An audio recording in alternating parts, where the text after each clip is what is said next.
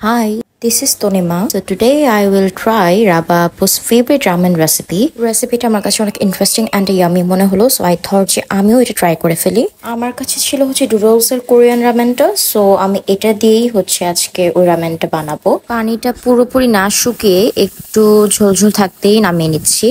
ভিডিওতে আপু garlic use করেছিল only, but I love onion and spice also, so আমি অনিয়ন অ্যান্ড মরিচ দুইটা ইউজ করলাম। পেঁয়াজ অ্যান্ড মরিচ দুইটাকেই চপ করে নিয়েছি, দেন আমি প্যানে দিয়ে দিচ্ছি গরম তেলে। একটু আদা রসুন বাটা দিয়েছি, যেহেতু আমি গার্লিক চপড করে ইউজ করছি না।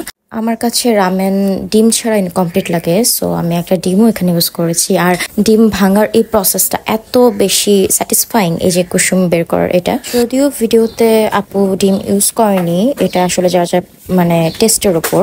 আমার কাছে মনে হয়েছে যে ডিমটা দিলে আরো ভালো লাগবে খেতে, এই জন্য আমি ইউজ করেছি। এটা টোটালি অপশনাল। এনিওয়েজ, দেন এই ডিমটার সাথে হচ্ছে ভালোভাবে ওই আগে ভেজে রাখা পেঁয়াজ মরিচটা মিশিয়ে আমি একটু চিলি ফ্লেক্স অ্যাড করলাম। And then I added the boiled ramen.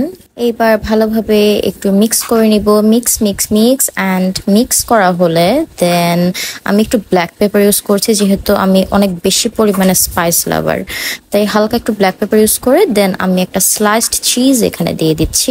By the way, আমি ছোট্ট একটা টাইম ল্যাপস করেছি এখানে এই চিজটা হচ্ছে মেল্ট হওয়ার। এনিওয়েজ, দেন চিজটা মেল্ট হয়ে আসলে তারপরে আমি এই রামেনের সাথে চিজটা হচ্ছে ভালোভাবে মিশিয়ে নিচ্ছি। চিজটা কিন্তু রামেনের সাথে মিক্স হয়ে গেলেই অনেক সুন্দর চিজি একটা কনসিস্টেন্সি মনে হবে রামেনে।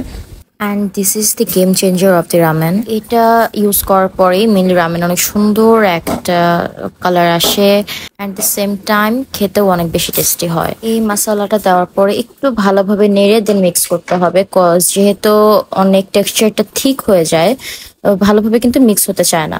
তো আমি একটু টাইম নিয়ে আস্তে আস্তে দেন হচ্ছে পুরোটা মিক্স করেছি। অ্যান্ড জাস্ট লুক, মিক্স করার পর কিন্তু এরকম একটা কালার আসছে, অনেক রেডিশ একটা কালার, অনেক স্পাইসি একটা কালার এসেছে রামেনে।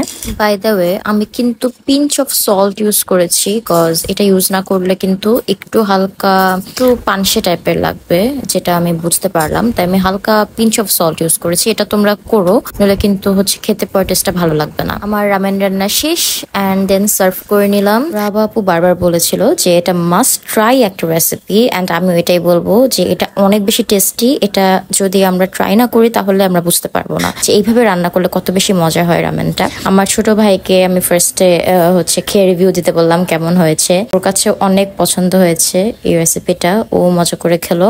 মিড নাইট ক্র্যাভিংস অর ঝটপট 5 মিনিটে যদি কিছু খেতে ইচ্ছে করে, তাহলে আমি বলবো যে এটা মাস্ট ট্রাই একটা রেসিপি। যেহেতু চিজ ইউজ করেছিলাম, খেতে অনেক বেশি আমি হয়েছিল, অ্যান্ড আমি আমার ছোট ভাই মিলে খুব তাড়াতাড়ি কিন্তু খেয়ে শেষ করে ফেলেছি।